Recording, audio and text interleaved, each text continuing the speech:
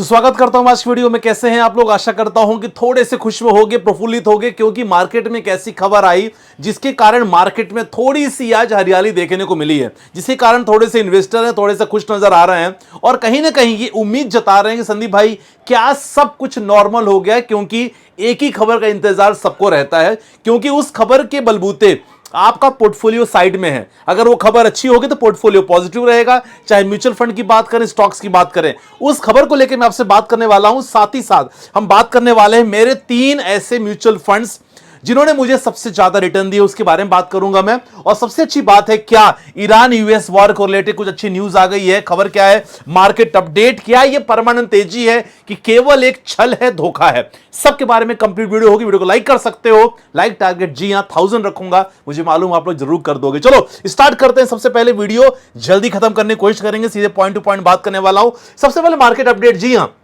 Market में अच्छी खासी गिरावट थी और जी हां, अपने में तो दम नहीं है ना, यहां अपने में दम बिल्कुल नहीं है, तो हमारी डिपेंडेंसी केवल बाहर से ही है। हम अपना खराब जरूर कर सकते हैं, लेकिन यहां अगर पॉजिटिव चाहिए तो हमें उस पॉजिटिव के लिए बाहर पे डिपेंडेंट होना बहुत जरूरी है। यह खबर बाहर से ही आई है, भारत में कोई प्रॉपर तरीके से यहां कोई पॉजिटिव न्यूज आपको देखने को नहीं मिली है। जी हां, लगातार मार्केट गिर ही रहा था, लेकिन अचानक से बढ़िया खासी एक तेजी रही, लगभग 74,570 से। इसके बाद बढ़िया मार्केट 1000 पॉइंट की तेजी थी। अब ये मार्केट में तेजी इसलिए आई, इसके पीछे कारण मैं आपको बताने वाला हूं। 869 पॉइंट की तेजी सेंसेक्स में, और जी हां, अगर हम निफ्टी की बात करते हैं तो भैया 277 पॉइंट की तेजी निफ्टी में रही। और सबसे बड़ा रीजन, पहले क्रूड प्राइस देखते हैं, फिर मैं इसके बाद आपको एक्सपर्ट्स भी दिखाऊंगा, क्योंकि जब मार्केट में तेजी होती है ना, तो कुछ ऐसे धुरंधर एक्सपर्ट होते हैं, पता नहीं क्या क्या बोलते हैं, और उसके बेसिस पे आपको हंसी आएगी कि यार ये कैसे एक्सपर्ट्स होते हैं। चलो लेकिन बात करते हैं क्रूड ऑयल में अभी भी कोई मोमेंटम नहीं है। $106 प्रति बैरल पे ट्रेवल कर रहा है, मतलब अभी भी संकट है।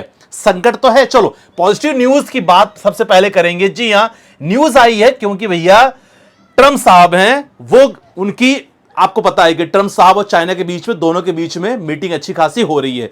अब इस मीटिंग में सबसे इंपॉर्टेंट है, दोनों की बात करें तो जी हां, ट्रम्प और जो मोमोज हैं, जो भी चाइना के हैं, दोनों के बीच में प्रॉपर तरीके से मीटिंग हुई है। मीटिंग के बाद दोनों एग्री कर गए हैं कि भैया क्या करना है। हो सकता है कि हम ना यहां स्टेट ऑफ हॉर्मोज को ओपन रखेंगे। जी हां, जो स्टेट ऑफ हॉर्मोज अभी बंद रहता था, जिसके कारण तेल की सप्लाई लगभग पूरे कंट्री का, पूरे विश्व की बात करें तो 20% केवल स्टेट ऑफ हॉर्मोज कवर करता था, तो उसको जो बंद होने के कारण बहुत ज्यादा जो तेल का संकट आ रहा था, दोनों ने मिलकर डिसाइड किया है, दोनों ने एग्री किया है, यूएस एंड चाइना ने, कि भैया स्टेट ऑफ हॉर्मोज यहां हम खोल के रखेंगे। अभी ये फाइनल डिसीजन नहीं हुआ है। दोनों ने केवल एक सहमति जताई है कि चलो यार इसको खोल के रखते हैं, बंद नहीं करना है। फाइनल अभी एग्रीमेंट वगैरह कुछ भी साइन नहीं हुआ है, ना ईरान से कोई ऑफिशियल बात हुई है, केवल इन दोनों की मीटिंग हुई और मीटिंग के बाद ये डिस्कशन हुआ है कि देखो यार, बंद करने से बहुत नुकसान हो रहा है, सबका हो रहा है, इसको ओपन कर देते हैं। और ये इसी के बदौलत आज जी हां, भारतीय बाजार की बात करें तो थोड़ा सीनियर क्योर लगातार बढ़ा, थोड़ा पॉजिटिव रहा। उसके कारण काफी सेक्टर में आपको देखने को मिलेगा कि भैया सबसे शानदार यहां कैपिटल मार्केट के स्टॉक शानदार भागे, इंक्लूडिंग बीएससी, जो हमारा ठीक ठाक स्टॉक है, वीआईपी ग्रुप वाले जानते होंगे। ठीक है, अब यहां देखो बहुत सारे कैपिटल के जो मार्केट के जो स्टॉक्स के बारे में बात तो करेंगे, लेकिन बहुत सारे जो सेक्टर हैं, सेक्टर में हरियाली देखने को मिली। ऑटो, एफएमसीजी, आईटी को, अगर आईटी को छोड़ के, क्योंकि आईटी में थोड़ा सा गिरावट जस्ट बिकॉज ऑफ एक दो स्टॉक के रिजल्ट्स खराब आए, उसके कारण थोड़ी सी मार्केट में गिरावट आई आईटी के कारण। लेकिन देखो बाकी ये खबर ने ना सबको संभाल लिया है। मीडिया, मेटल, फार्मा में तेजी रही, बैंक, प्राइवेट बैंक, इन सब में तेजी रही, ये सब तो तेजी रही। लेकिन जो भैया जो धुरंधर है, मैं एक्चुअली कभी कभी देखता हूं, सोचता हूं कि जितने एक्सपर्ट है ना, उनको थोड़ा फॉलो करने की कोशिश करो। तो जब मैं एक्सपर्ट्स के इंटरव्यू देख रहा था, तो पता है क्या कह रहे थे? कह रहे थे कि देखो यार, तेजी के पीछे बहुत कारण है। पहले क्वार्टर्स के रिजल्ट जो बिल्कुल घटिया आ रहे हैं, कोई क्वार्टर रिजल्ट अच्छे नहीं है। मेटल सेक्टर में तेजी, हाँ, मेटल सेक्टर में तेजी हमेशा होती है। जब भी ग्लोबल रिसेशन होता है, ग्लोबल में टेंशन होती है, तो मेटल सेक्टर में तेजी होना आम बात है। ठीक है, तीसरा है भैया ओवरसोल्ड जोन। ऐसा कोई सपोर्ट नहीं बना है कि ओवरसोल्ड जोन है। ग्लोबल मार्केट पॉजिटिव, भैया ग्लोबल मार्केट तो पिछले 2-3 दिनों से लगातार पॉजिटिव है। चलो ये सब चीज आपको समझ में आ गया होगा। अब इसी बीच में अपने फेवरेट म्यूचुअल फंड्स के बारे में बताना चाहूंगा, जिसको आप समझ लो, देख लो, और अगर आपके पास म्यूचुअल फंड की कैटेगरी है तो डेफिनेटली आप इसको और निवेश कर सकते हो, क्योंकि मैंने यहां मेंशन भी किया है कि मेरे दो इंपॉर्टेंट म्यूचुअल फंड्स, मैंने एंजल वन का यहां एप्लीकेशन ओपन किया है और उसके आधार पर मैं देखने की कोशिश कर रहा हूं कि भैया अगर म्यूचुअल फंड की कैटेगरी देखेंगे तो सबसे पहले देखते हैं, अगर मैं लार्ज कैप फंड के बारे में बात करूं, क्योंकि फंड की कैटेगरी, जब म्यूचुअल फंड्स कैटेगरी में आप आते हो ना इस प्लेटफॉर्म के माध्यम से, तो आपको small cap, mid cap, large cap सारी कैटेगरी के म्यूचुअल फंड्स लगातार मिलते हैं। उनके रिटर्न्स आपको देखने को मिलता है। जैसे क्वांट लार्ज कैप फंड, पिछले एक साल का रिटर्न 5 साल है और 3 साल का रिटर्न 16% है। सिंपली बैंक ऑफ इंडिया जो है लार्ज कैप फंड, 3 साल का रिटर्न 16% मेंशन है। आप 1000 से भी एसआईपी शुरू कर सकते हो अगर लॉन्ग टर्म में आपको पैसा बनाना है। एसआईपी में देखो, एसआईपी में पावर ऑफ कंपाउंडिंग काम करती है, और जब भी एसआईपी में निवेश करो हमेशा बाजार के से टेंशन से आप ऊपर आपको निवेश करना है, कभी आपको एसआईपी रोकना नहीं है। सिंपल आप देख सकते हैं कि Invesco India large cap fund, अच्छी बात है कि सारे प्लान यहां डायरेक्ट हैं, यहां कोई कमीशन इन्वॉल्व नहीं है। ये सबसे अच्छी बात है, क्योंकि आजकल बैंक से करोगे, एडवाइजर से करोगे, 1% कमीशन लग जाता है। तो यहां आपके प्लान पूरे डायरेक्ट आपको देखने को मिलेंगे। ठीक है, आप सेम मिड कैप के प्लान ले सकते हो। मिड कैप देखो, एचएसबीसी मिड कैप फंड 28%, 3 साल का रिटर्न है, 5 साल का रिटर्न 20% दिया है। और भी बहुत सारे फंड आप देख सकते हैं, ICICI prudential mid cap fund, Invesco mid cap fund. और अगर मैं जाऊं फ्लेक्सी कैप कैटेगरी, एक ऐसी कैटेगरी ऑफ फंड्स जहां म्यूचुअल फंड मैनेजर्स को आप आजादी देते हो कि भैया जैसे मार्केट कंडीशन होगी उसके अकॉर्डिंग आप स्टॉक्स में निवेश करना, क्योंकि मार्केट गिरता है तो ये लोग लार्ज कैप में शिफ्ट होते हैं, मार्केट ऊपर उठता है तो ये लोग स्मॉल कैप में शिफ्ट होते हैं। इसीलिए जब भी पोर्टफोलियो बनाओ फ्लेक्सी कैप रखना बहुत बहुत इंपॉर्टेंट है। एज ए रजिस्टर्ड एडवाइजर मैं आपसे कह रहा हूं। खासकर देखो यहां बैंक ऑफ इंडिया का फ्लेक्सी कैप फंड अगर आप देखना चाहोगे तो 5 साल का रिटर्न आप देखो, यहां 5 साल में इसका 20% का रिटर्न दिया है।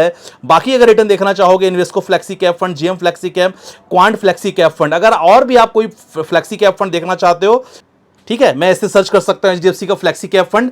यहां आपको कंप्लीट डेटा देखने को मिलेगा कि इस फंड का रिटर्न देखा जाए पिछले 5 सालों का 18% का रिटर्न है। ओवरऑल अगर रिटर्न देखा जाए तो 15.79% का रिटर्न है। एनएवी की बात हो रही है, आप उसी जैसे सिमिलर फंड्स भी लगातार कैलकुलेट कर सकते हो। 3 सालों का रिटर्न आप कैलकुलेट कर सकते हो, कंपेरिजन कर सकते हो। यहां आप अगर दो फंड के बीच में कंपेयर करना चाहो तो इस प्लेटफॉर्म के माध्यम से कंपेयर कर सकते हो। देखो यहां मैंने एचडीएफसी फ्लेक्सी और पराग पारिक दोनों का कंपेयर किया है। डिटेल कंपेरिजन भी आप देख सकते हो कि अगर आप 1000 आपने कुछ दिन पहले निवेश किया होता पिछले 3 सालों में तो क्या वैल्यू होती, लगभग तीनों के बारे में मेंशन है। पिछले 5 साल में निवेश किए होते तो आप देख सकते हैं कि यहां किसने रेस जीती है। जी हां, एचडीएफसी फ्लेक्सी कैप फंड ने रेस जीती है as compare to Parag Parikh flexi cap fund. ये बड़ा इंपॉर्टेंट पॉइंट है। तो यहां आप अपने फंड्स को लगातार कंपेयर कर सकते हो। मिनिमम इन्वेस्टमेंट कितनी है, कितने इन्वेस्टर हैं, फंड साइज टोटल कितना है, क्योंकि फंड साइज भी होना बहुत जरूरी है।